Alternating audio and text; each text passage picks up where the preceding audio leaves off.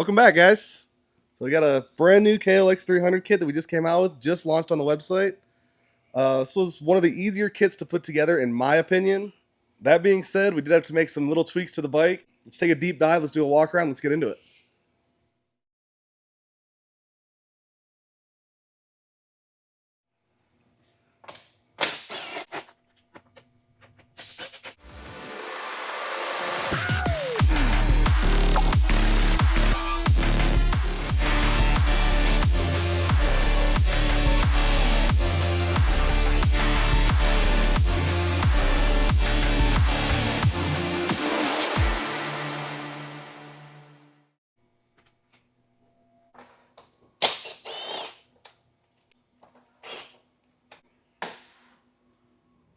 All right, guys, so Alex is going to take the headlight off. He's going to take the rear side panels off. We're going to do a deep dive. We're going to show you guys some of the brackets, some of the spacers, and all the fun stuff that we had to put on this bike to make this kit work. Let's get into it. The first thing we did was we actually integrated the key switch into the triple clamp, just like the factory one. So that was something different for this bike. We've also added some anti-vibe handlebar mounts. And now we could do 7/8 bars or 1 1/8 if you want to run fat bars. We kept everything factory on this bike. Coming around the front, we're able to actually retain the factory speedometer bracket, which is also the headlight bracket. So you can see we have a couple spacers and a small bracket in the bottom. And when the bracket actually bolts to the front of the top triple clamp. So super clean install. It's really nice because it actually holds the turn signals too. On some models it is a little bit harder to install, but this bike it was super simple. Now we also come around here. We've got some steering stops. We put some replaceable bolts. If you ever get in a crash, it's nice having that replaceable.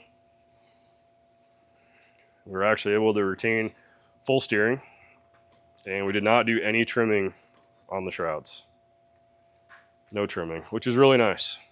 Some bikes you have to trim them. This one we didn't have to. All right, So guys, a couple things in the back. Like my brake pedal. That's why I'm zooming in. CRF 110 brake pedal. We make these in house. I love it. So for the battery, it was sunk in a little bit. Also holds the coolant reservoir. So we added some spacers right here. There's one on this side, one on this side.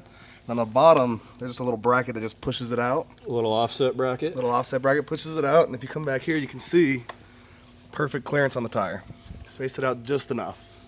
Yeah, so just to recap, guys, if this spacer was not here, this battery box would not be flush with this bar. It would actually be sticking in about just under a 1/2 inch. So doing that gave us the perfect tire clearance. And of course, we had to clearance the exhaust, so let's talk about that. Yeah, so on the exhaust, we added 3 spacers because there's 3 bolts that hold it on. 1, 2, 3. They are different sizes, but I mean, it's just what it came down to. Yeah, so basically you've got your widest spacer in the back. You've got one that's about 100 thou smaller there. And then I believe that one's about 400. So pretty simple, pretty easy. There is a sensor right here that you've got to watch out for. We are not touching this bracket, and it is not touching the frame. Just when you guys install your kit, just pay attention to your wiring. Make sure before you space your exhaust over, you have some extra slack right here. But other than that, guys, this thing is unbelievably simple. I'm like super simple, super pumped on this bike.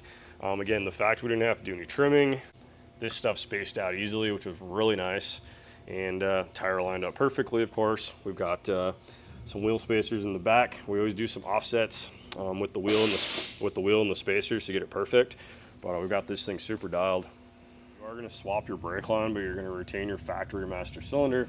Again, this stuff all upgrades to all Sierra 450 components in the rear. So we've got the larger brake, the different sprocket adapter, larger axle, of course. And if you're new to our channel, I mean, we have a lot of videos that cover this, but I just wanted to mention that in this video. We got the really nice CRF style chain adjusters. Yeah, overall, super clean. Another thing I want to mention, this bike is actually a little bit wider than the motocross bikes, so it's got a lot of foot peg clearance to the swing arm. Some bikes, the frame is sunk in a lot more. We are going to be doing some wide foot pegs for this bike too, so pay attention for that on our website. And I guess we've got a new heat treater we're trying out, so we've been actually already testing these for a little while, and this is going to pretty much quadruple the life of your front sprocket, which is really nice. So that's another new addition to our never-ending changes in BVC big wheels. We're always trying to improve every year, so we're always looking for new vendors that can help us and make our products better. All right, guys, so we've got the Speedo drive built into the hub. So that required a custom hub. It has basically the factory front wheel bearings in it, and we're running the factory front Speedo. We've got a custom stainless axle. Now the axle is going to insert from this side. So these are the small details that make it different than our other kits. Now we have a generic assembly manual on our website which covers pretty much 99% of the bikes. The reason we make this video is so you guys can see the small changes on this model. So let's take a look at the other side. Now, just like our other kit, we've got a rotor adapter running the factory brakes. We've got one wheel spacer here. Now what makes this kit different is we actually did a dual bearing on the hub just to add some strength to it. So we've got two bearings on that side, one on the other.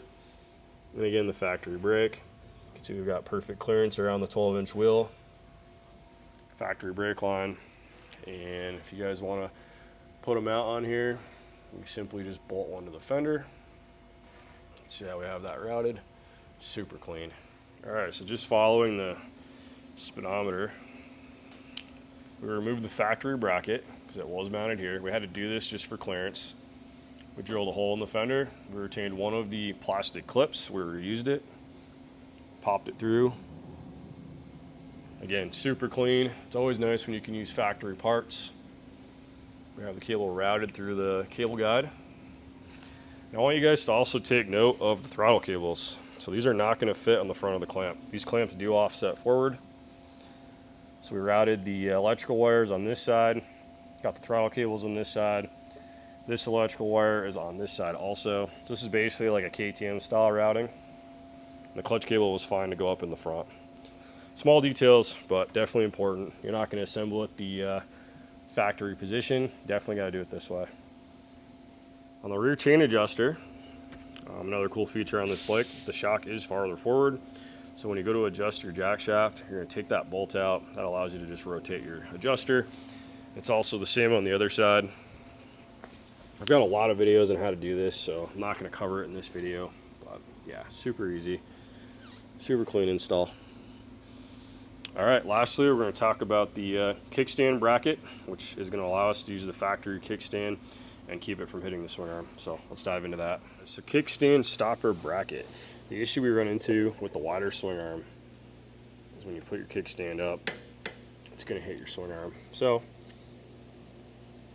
I had to scratch my head a little bit on this one because typically we would just make a bracket in the front, but this was actually a simpler design. So I started by installing a longer bolt. I removed the spring. This bracket is simply just going to bolt like that. And it's going to pinch itself in between the frame.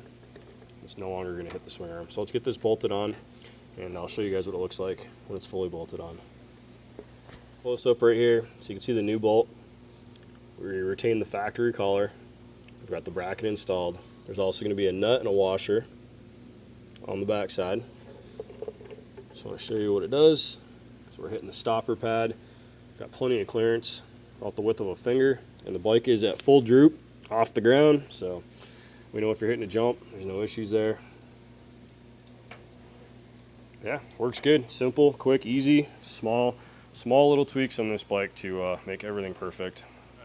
So what do you think? So I like it. I like it a lot. Me too.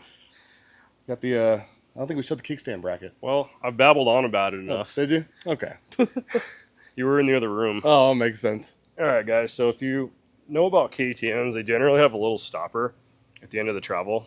And this is so if you ever leave it down, it'll naturally just kind of kick back up. So adding our bracket actually did that to this bike, which is cool. So everything's pretty mint. We're very happy with it. The spring, you can see it just kind of wraps around the top. It comes down. If you want to upgrade to our billet kickstand, we do sell an additional one that would mount out here. The only issue with that is you lose a little bit more clearance out here, so I really do like this factory one. It's also nice because it uses the factory sensor. Everything works the way it should. But yeah, other than that, this thing is pretty mint. So Pretty mint. You gonna do a wheelie on it, or? Yeah, I can do a wheelie on it. Just a 300. All right. Well, yeah, it was a fun one for sure. So we just wanted to give you guys a good walk around video and yeah, just talk about all the little tweaks and changes that we did. But stay tuned for the next video. We're gonna start this bad boy up, take it for a test ride, and probably babble on some more about it. So Thanks for watching, guys. Head over to bbcbigwheels.com if you want more info on this bike. See you soon.